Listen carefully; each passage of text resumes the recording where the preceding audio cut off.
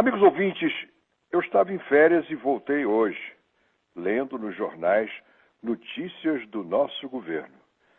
Soube, por exemplo, que Dilma esteve em Cuba para inaugurar a reforma do porto de Mariel, na ilha. Finalmente o porto ficou pronto, novo em folha com as reformas. E podemos, nós brasileiros, ficar felizes ao saber que o porto foi financiado por nós mesmos. Isso, por nós brasileiros com o dinheiro que pagamos em impostos.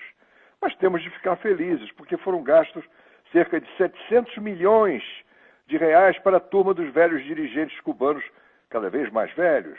Nós pagamos 700 milhões em empréstimo a Cuba, que só deverá honrar a dívida, talvez, quem sabe, em 2027, se não houver calote, se os sucessores dos velhinhos comunas de hoje forem honestos e não nos mandarem a lamber sabão.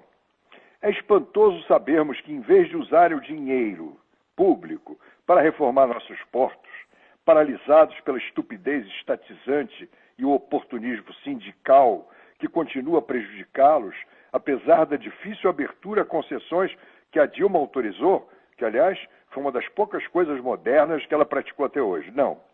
O governo do PT prefere financiar Cuba, que está mais estagnada ainda agora que a Venezuela está mandando menos grana ou petróleo para eles. Assim, nossos comunas deslumbrados com o velho guerreiro Fidel, que está se desfazendo dentro do seu abrigozinho Adidas, resolveram dar uma mão contra o fracasso do socialismo que Cuba tentou.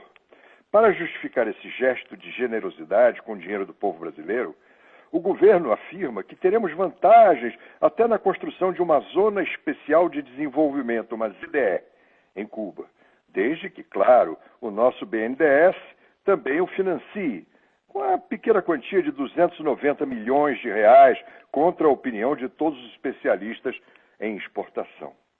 O que Cuba tem para nos favorecer em exportações? Nada. Nada. A China, por exemplo, que está financiando países da África, faz isso para lucrar com as matérias-primas dos miseráveis países que vai explorar. É um interesse comercial sórdido? Tudo bem, mas é uma razão real em nós.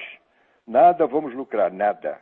A única explicação, como tudo nesse governo, é maluquice ideológica, um vício crescente de bolivarianismo que justifica toda a incompetência do nosso executivo. A única explicação é que o governo Dilma está criando um novo PAC, um programa de amparo a Cuba. Aliás, amigos ouvintes, uma pequena retificação.